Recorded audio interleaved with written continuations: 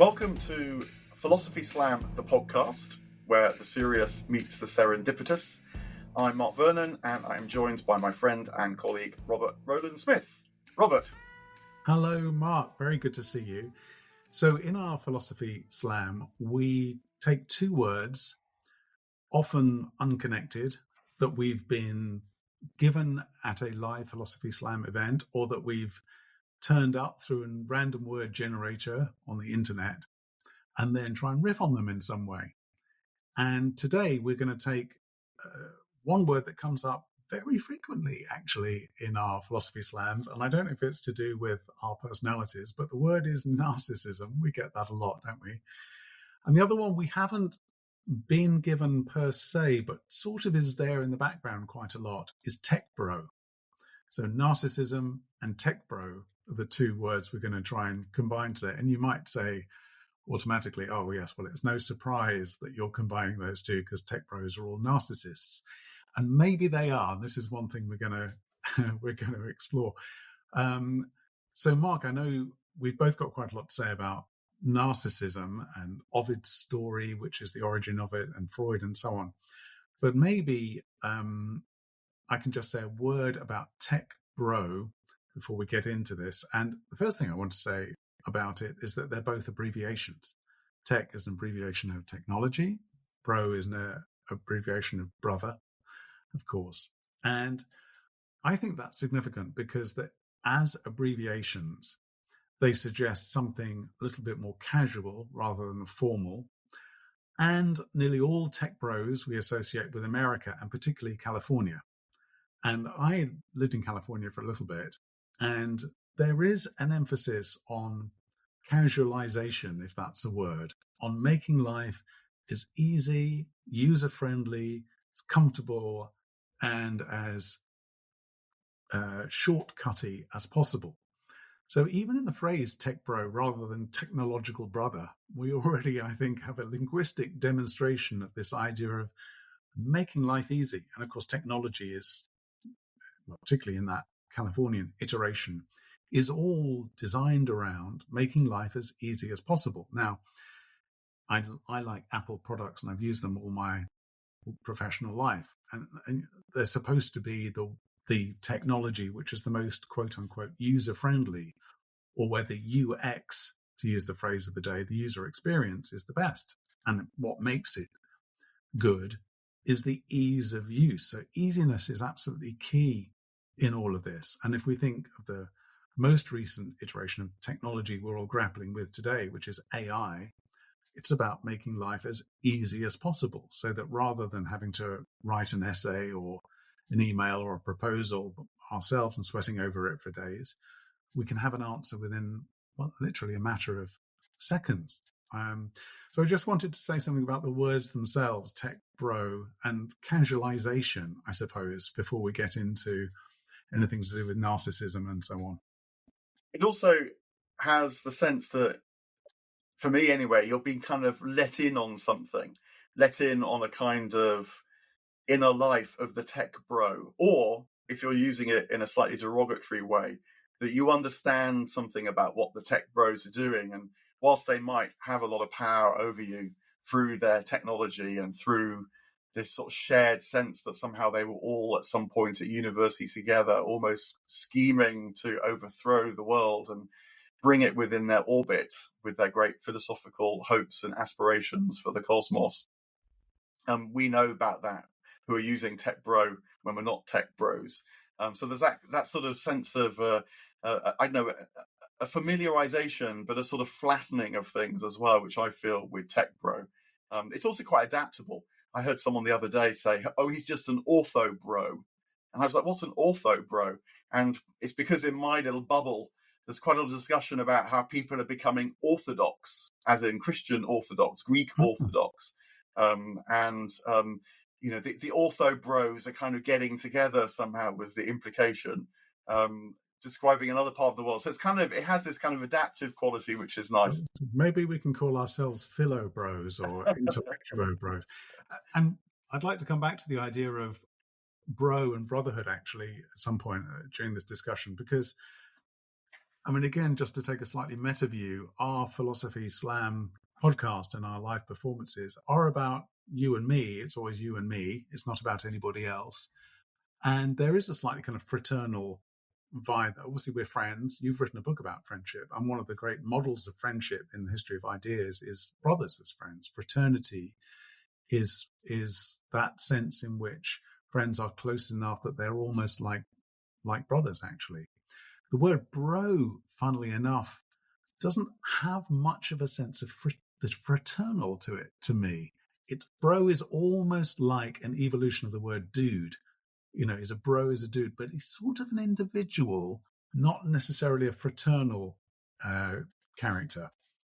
Yeah, your brother, you might be at one with your brother. You might feel a kind of soulmate ship with your brother, but they might also be a person that you're kind of tied to, and you have to keep them at the right distance as much as the sense of link with the bro.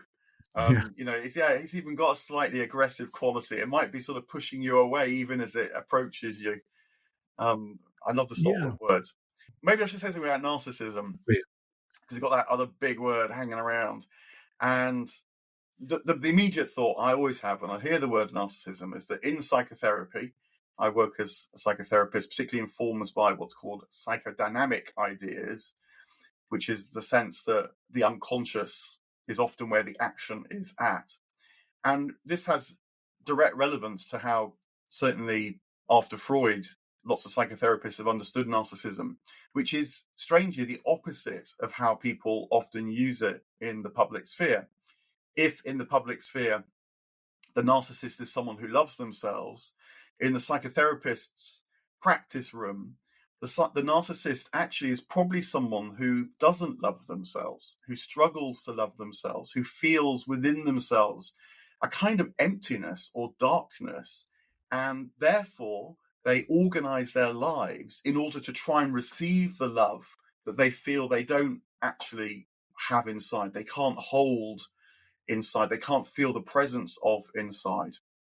It's related to other phrases like being comfortable in your own skin or getting over yourself. The strange thing about being comfortable in your own skin or getting over yourself is that you have to be at ease with yourself in some measure. And that means that you do have to have a quality of liking yourself, loving yourself, so that you don't have to worry about that. But the thought is that the narcissist, certainly when it's meant pathologically, organizes their life so as to receive that which they feel they don't have. No doubt there's a backstory there. Often it's related to very early life. And the idea there is that when we're born, there's a sort of implicit assumption that we're at one with everything, the neonate, the newborn, and that when we're hungry, food appears. When we're cold, warmth envelops us. When we need support physically manifests. And so it's a kind of magical era, almost as if we have the power to satisfy all our distress and wants and needs. And so it's a narcissistic state of mind. But what, of course, happens is that sooner or later, people wake up and realize that no, it's mother that is supplying these things and she's separate from me. And if that transition goes well, then actually life expands, of course, because then there's not just one with you at the center, there's two, and that makes life two-dimensional. And then there's a third, and that makes it three-dimensional. And so life can grow. But they are real traumatic transitions to have to give up that sense of early magical thinking. And so the idea would be that someone who really does suffer from narcissism as an adult really is deeply disturbed at some level by this inability to feel that they have a place, that they're loved, that they're wanted, that they can take in, they can feel vitality and liveliness. That's how it shows up as well.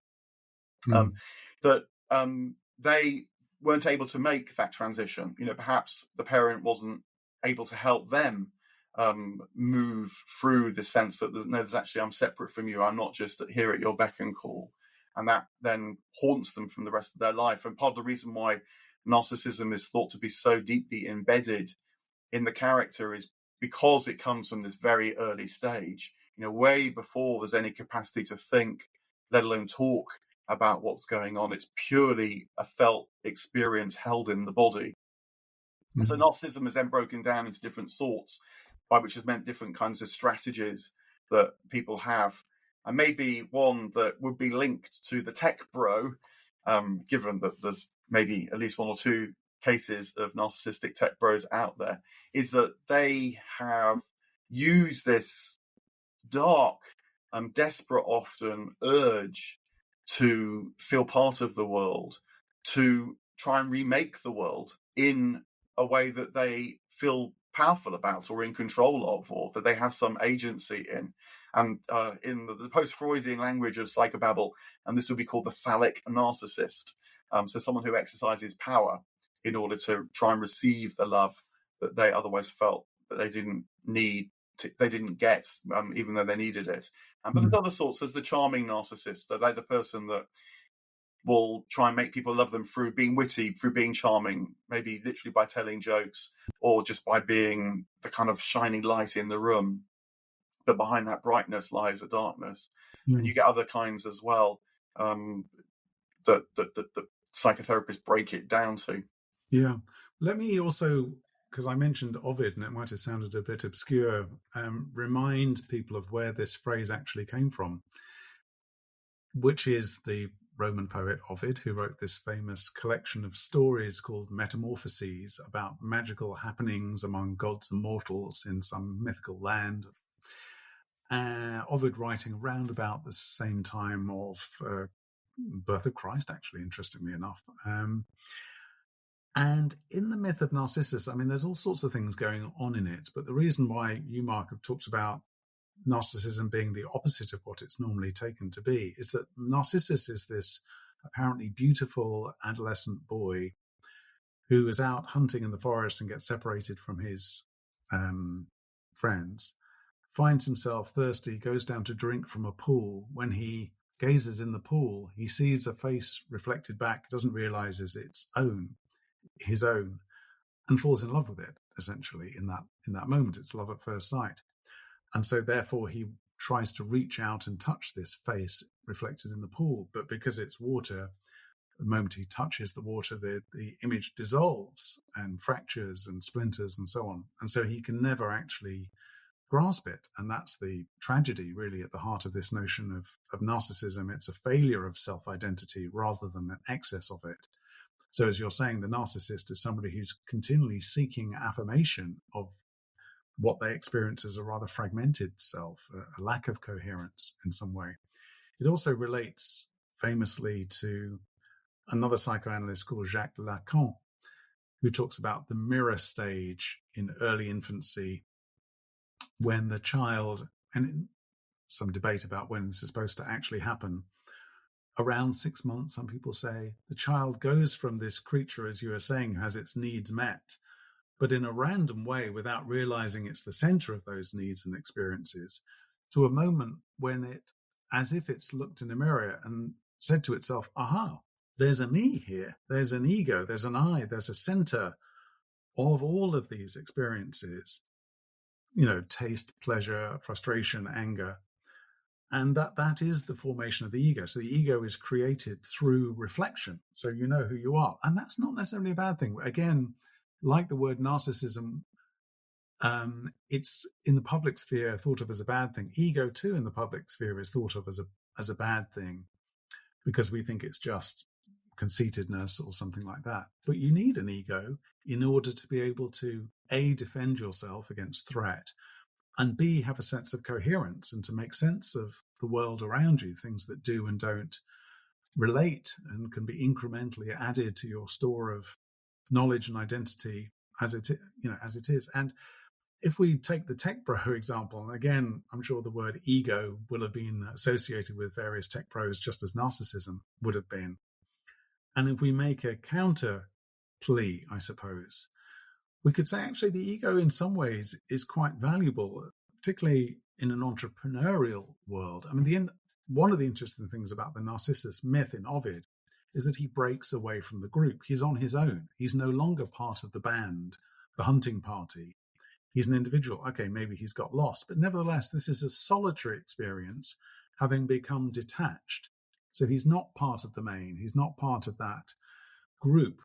And of course, the entrepreneur is somebody who does venture out, who isn't part of the corporate mainstream. They may end up replicating the corporate mainstream later on, but the entrepreneurial phase, that narcissistic, egoic phase, is necessary as an effort of individuation, which says, I'm not like the rest, and I have to be not like the rest in order for something new and different to arise. And in fact, the story of Narcissus in Ovid finishes, if I'm right, with the growth of the flower, the narcissus flower, the daffodil, as if it didn't exist before, as though something new has been created that wouldn't have been there before without this rather troubling series of events. There's also a bird involved in the story. It's a very complex story, actually. All sorts of things go on in it.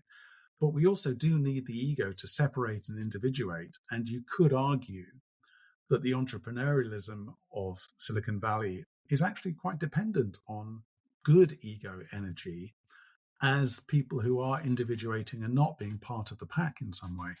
I do agree with you that there's a lot more to this notion of the ego than is certainly, say, in spiritual circles, where somehow getting over the ego or even smashing the ego is seen as an automatically good thing. I used to work in a psychiatric hospital, and there you have rooms full of people whose ego has crumbled. And believe me, it is not a happy thing at all. There's something much more subtle going on there, I agree. But there's another detail in the myth of Narcissus that I really like, which is the role that Echo plays.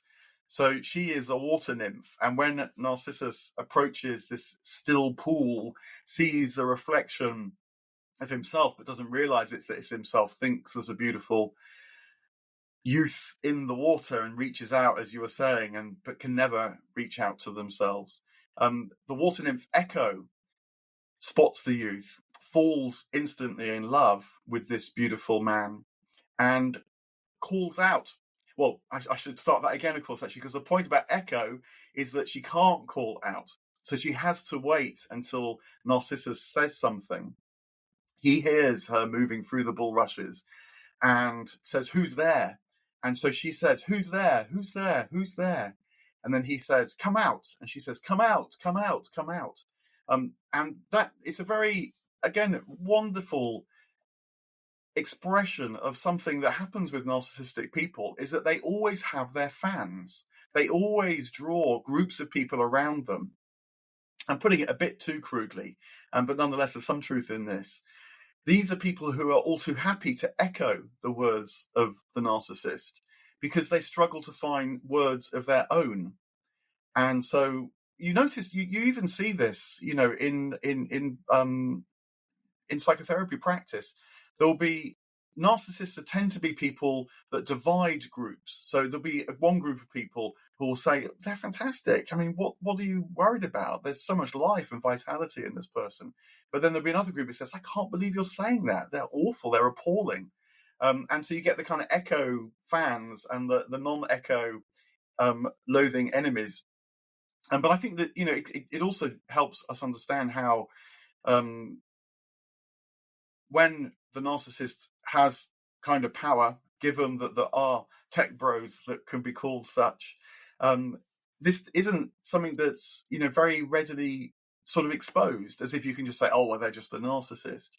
Because to someone else, they will, as you're sort of intimating there, actually, they will be the person that has the capacity to do something which no one else can even. They will be the disruptor. They will be the entrepreneur.